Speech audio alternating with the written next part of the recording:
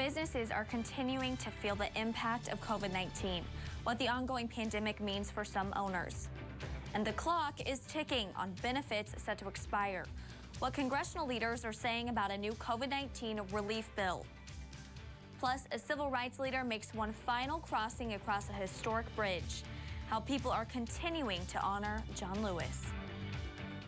Live, local, breaking news. You're watching News Channel 3, live at 6:30. Good evening, I'm Callie Rainey. Thanks for joining us tonight.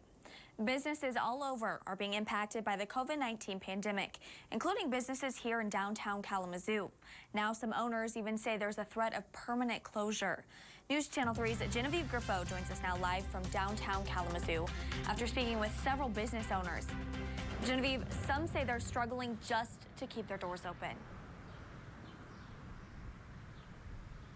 They do, Callie, and they say one of the reasons they're facing that fight is what you see right here. It's a sunny afternoon here in Kalamazoo, and there is very little foot traffic in downtown. That's business that some owners along the Kalamazoo Mall say they depend on. But businesses along the mall aren't the only ones grappling with the impacts of COVID-19. The Kalamazoo Downtown Partnership did an assessment where 64 businesses within the downtown area responded. One of those, 42% say they face a moderate to very high likelihood of permanent closure. Now, as the COVID-19 crisis continues, some are having to get creative. 63% they need to make changes to their business model. LFG owner Amy Spalsbury says that flexibility helps, but there are other concerns to take into account. My biggest concern is honestly just being able to survive through this. I've been very fortunate. I've been able to get a couple of loans, but my biggest concern is being in debt way more than I ever imagined being in, just to keep this alive, which I want to keep it alive as much as I possibly can. Tonight at 10 and 11 o'clock, we are taking a deeper look at the unfortunate realities business owners say they're facing and how they say you can help. Reporting live in downtown Kalamazoo, Genevieve Grippo, News Channel 3. All right, thanks, Genevieve. Well, a popular bar is temporarily closing its doors again because of COVID-19. An employee at the Hopcat in Kalamazoo tested positive for COVID-19. According to the restaurant, the employee was asymptomatic and worked Friday, yesterday, and today. Hopcat says all employees were following guidelines. Michigan is reporting no new COVID-19 related deaths today. The state released the newest data just hours ago. It's reporting more than 1,000 new cases today. According to the state's website, there was an issue with the messaging system resulting in a backlog. So some of today's numbers would have appeared yesterday, but they didn't come out until after the numbers were released. The total number of cases in Michigan now top 78,000. Here in West Michigan, every county in our area has seen an increase in cases since yesterday. Kent County now tops 6,100 cases. Lawmakers on Capitol Hill are debating another relief package to help Americans impacted by the pandemic. Republicans are expected to introduce a bill tomorrow. House Speaker Nancy Pelosi says time is running out. When people are hungry in our country, children, millions of children are food insecure. Many families who never thought they'd go to a food bank are going to food banks, and we need more money for food stamps and emergency nutrition programs. Many emergency programs are set to expire this week, including an extra $600 in unemployment benefits. Senate Republicans want to change that, so people get 70% of lost wages. The problem is, for 68% of people receiving it right now, they are being paid more on unemployment than they made in their job. And I'll tell you, I've spoken to small business owners all over the state of Texas who are trying to reopen, and they're calling their waiters and waitresses, they're calling their busboys, and they won't come back. And of course they won't come back, because the federal government is paying, in some instances, twice as much money to stay home. Those temporary unemployment benefits run out on Friday. The payroll protection program ends August 8th. All right, let's take a live look now over downtown Kalamazoo. It was steamy today across West Michigan. Meteorologist Will Haney joins us now live from his living room, where it's nice and cool, I hope. And Will, it at least seems to cool down for most of this week. Yeah, Callie, after today, temperature is really going to drop off. We'll still have a touch of humidity, some showers, some rumbles of thunder on the way tomorrow, but nowhere near as hot as it is right now even. Low 90s still popping up in South Haven, Holland, and 91 right now in Kalamazoo. We also have, for the most part, uninterrupted sunshine, so that just makes it feel that much hotter. Now, live Doppler radar is showing some showers and storms trying to work their way in from the northwest. This is a slow-moving line of some showers and storms pushing into the Pentwater area right now. It's still well to our northwest and not too strong, even though it's producing a lot of thunder, a lot of lightning. We're going to be watching that in the next 3-4 hours. I think by 9-10 o'clock, we'll start to see some scattered showers and storms pushing in, especially northwest of Grand Rapids. Severe weather, though, for us, not looking too likely. Temperatures made it into the 90s today, and it feels even hotter than that still. Look at that feels like temperature right now. The heat index in Benton Harbor, 101.96 is what it feels like in Kalamazoo right now. We should stay sunny, as mentioned, the next few hours, but as the sun is setting, that's when some showers and possibly some rumbles of thunder will be timing out. And we're going to be kind of timing that out hour by hour for you in just a few minutes. Callie? All right. Thanks, Will. Well, local health experts say the best way to beat the heat on hot days like today is to stay inside in the air conditioning, but not everyone has access to AC. News Channel 3's Trisha McCauley tells us why some health officials are concerned about opening cooling centers this summer. On hot days like today, it's a good idea to limit your time outdoors. Try and stay inside in the air conditioning to keep cool. County officials say if you don't have access to air conditioning but you need to cool down, try seeking out an air-conditioned store, maybe a shopping mall or a public building like the library. Right now in Kalamazoo County, there are no cooling centers open to the public. Health officials say they need to figure out how to open them safely during the COVID-19 pandemic. According to the Centers for Disease Control and Prevention, more than 600 people in the United States die from extreme heat every year. The Michigan Department of Health and Human Services says the state gets an average of 120 emergency department visits due to heat-related illness over just one hot July weekend. Kalamazoo health experts say you can beat the heat by staying hydrated, wearing sunscreen, and planning outdoor activities for the morning and evening to avoid peak hours. Be careful and, think ahead before you, make plans to do anything in the yard, or if you're going to be out for a long period of time, make sure that you take some of those precautions. Kalamazoo County Health Officer Jim Rutherford says right now there are no cooling centers open in the county, but if temperatures continue to rise, he says they will find a way to open centers safely. Because of COVID-19, we need to be very mindful of if we open a cooling center, that we continue to wear masks, that we distance from one another. Rutherford says too much time in the heat can lead to a heat-related illness. Some signs to watch out for include heavy sweating, muscle cramps, dizziness, headache, nausea, vomiting, or an extremely high body temperature above 103 degrees. Rutherford says if you experience any of these symptoms, to get inside immediately to try and cool your body down. He says if the symptoms continue, you'll need to seek medical attention. Reporting in Kalamazoo, Trisha McCauley, News Channel 3. Tonight, a man is behind bars in Kalamazoo, accused of shooting another man and sexually assaulting a woman. According to Kalamazoo Public Safety, officers got a call about a shooting on Oak Street just around 6 this morning.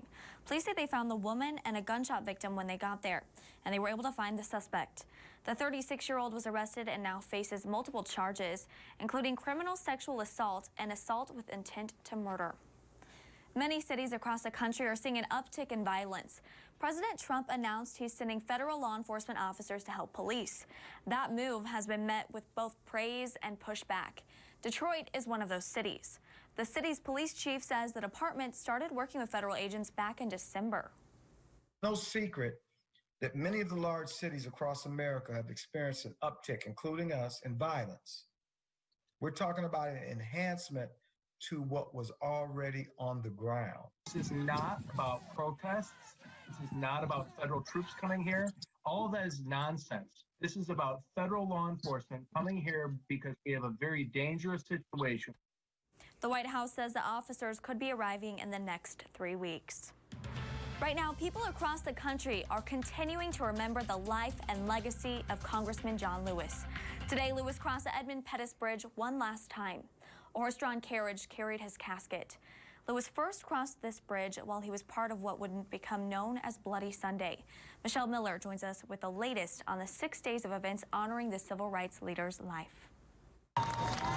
Applause and cheers broke out as a horse-drawn carriage brought John Lewis's casket over the Edmund Pettus Bridge for a final crossing. Lewis, an advocate for nonviolent protest, returned to the bridge annually, sometimes with U.S. presidents, to remind the world that the search for racial justice is not finished. Today, when you walk arm in arm across this bridge, no one would beat us. In March 1965, it was on this bridge, named after a Confederate Army general and Ku Klux Klan leader, that Lewis suffered a concussion and fractured skull at the hands of state troopers and others. But Lewis came out of that conflict more determined than ever to make change. On this crossing, members of Lewis's family wore T-shirts saying, "Good trouble." The phrase guided the congressman and those he mentored throughout his decades-long career on Capitol Hill and his years at the forefront of the civil rights movement. He's laid out the blueprint for us to pick up the baton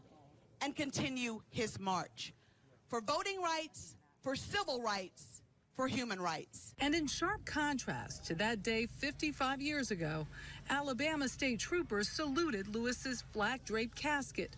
They helped load it onto the hearse that traveled to Montgomery, where Lewis was to lie in state Sunday at the Capitol. Michelle Miller, CBS News, Selma, Alabama. And as the country continues to remember Congressman John Lewis, stick with News Channel 3 both on air and online. We'll bring you the latest throughout the week as he's being honored one last time. People are recovering from the impacts of the Atlantic's first hurricane of the season, what people are saying in Texas as Hannah turns into a tropical depression. And a West Michigan native starting off at the top of the leaderboard. What Gabrielle Shipley is saying as a competition wraps up. He's a highly respected. A man is now in custody after confessing to setting fire to a 15th century cathedral. French prosecutors started a formal investigation into a Rwandan refugee. The 39-year-old worked as a volunteer at the Cathedral of St. Peter and St. Paul. This comes after a fire broke out at that church at 3 different spots on July 18th. Tonight, people are remembering one of the last surviving stars from Hollywood's golden age. Olivia de Havilland died today. The Oscar winner was 104 years old. De Havilland is best known for her role as Melanie in Gone with the Wind. She's also known for successfully challenging Hollywood's right to extend an actor's contract without consent. That case became a landmark for actors' rights.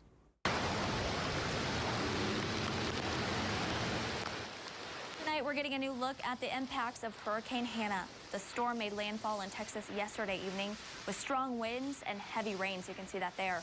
And it's a much different scene in Texas now. The weather is finally improving. We've been tracking the storm since before it made landfall. Brad Souter with our San Antonio sister station is in Corpus Christi tonight with an update. Here in Corpus Christi, the weather drastically different here on this Sunday afternoon. Folks are beginning to come out and survey just what Hannah brought for themselves. Today, more than 250,000 customers are without power. Restaurants in the Port Aransas area still dealing with a pandemic, now trying to reopen after Hannah. We hope to get the power back on today, hopefully this evening. Really important because this is our best time of the year right now. Along with power outages, areas without cell service or without the ability to accept credit card payments. This community all too familiar with tropical storms and hurricanes. We had a lot of rain and a lot of wind, but fortunately we weren't in the direct hit, so we're very fortunate about that. The little bit of driving around I've done today doesn't seem like there's any structural damage, just some, tree limbs and trash cans tossed and things like that. Fortunately, we missed this one, so we feel good about that. On Padre Island, lots of cleanup. Popular Bob Hall Pier losing its end. Flooding continues in many areas along the coast. Farther inland, some of the worst impacts from Hurricane Hannah, life-threatening floods with more than a foot of rain falling near Harlingen. We don't want people to be out there driving around on there. Because what happens is sometimes that they don't expect it and their car will knock out on them and then they'll go, we'll have to go out and do a rescue to get them out of that water. Now, parts of South Texas going to get some additional very heavy rainfall throughout the rest of Sunday and Sunday night. Along with that, the threat for more tornadoes. In Corpus Christi, I'm meteorologist Brad Souter. Back to you. Hannah isn't the only storm we're tracking this evening. Here's a live look at the National Hurricane Center's website. You can see Hurricane Douglas is heading towards the Hawaiian Islands. Honolulu's mayor says there are 13 shelters ready to keep people safe from the storm. Yeah, we're going to have more on Douglas here in just a moment. Yeah, it seems like the worst is over, though, for Hannah, as people just pick up the pieces there. Here's the view right now, though, in South Haven. Fortunately, we're dealing with just the heat right now. Here's the view, and you can see a yellow flag is flying, so there's wave heights probably around 3 feet, but people in the water and, you know, yellow flag, obviously not too bad. You just want to use a little extra caution. 94 was the high today in Kalamazoo. That's the 16th 90-degree day we've seen in 2020. If you're curious, we average about 15 in a given year, and back in 2012, I believe it was like 38 90-degree days, one of the more several that we have seen in a given year. Our temperatures right now, lower 90s pretty much across the board, and look at this, our 24-hour temperature change just showing you, that's some 5 to 10 degrees warmer than we were 24 hours ago, so we are really scorching. Your live Doppler radar showing, again, mostly quiet. There's some upper level clouds starting to build, though, and as we look off to the northwest, that's where some showers and storms are pushing in up towards, say, Pentwater. That's up towards Silver Lake State Park and some of those areas. But for now, most of our West Michigan lakeshore quiet. And we can see there's a cold front pushing through parts of Wisconsin. That is what's going to bring us the nice and cool weather later in the week. But I think we'll see those showers and storms starting to push in as early as about 9 and 10 o'clock. Most of that should be, though, to the north and northwest. Then into the overnight hours, notice how our hour-by-hour kind of fizzles any rain out. I think we still could have some off-and-on rain, though, throughout much of the morning, but there is an indication that we'll see re-intensification of showers and storms late morning, early afternoon tomorrow. You see that there. Temperatures during the afternoon will be in the low 80s for your Monday, with plenty of cloud cover until about dinner time. Then we should be clearing up after that cold front works its way on through. You're going to notice the skies start to clear and we get a big drop in humidity. Tonight through tomorrow, most of us should see around 1/10 of an inch to 1/4 of an inch, but then some higher totals are going to be possible, especially if we do see the thunderstorms, because there's just a lot of moisture to work with. It's just the ingredients for storms aren't all that great. This isn't the strongest front by any means, and there's not a lot of upper level support. That being said, there is the chance that area where we're seeing that line of storms for maybe 1 or 2 severe storms. I think there was one in Illinois, for example, already. But that being said, any severe weather today going to be very isolated, and tomorrow as that front pushes off to the south and east, we'll watch for that redevelopment, as I was mentioning. That being said, only a sliver of Branch County, Calhoun included in that marginal risk.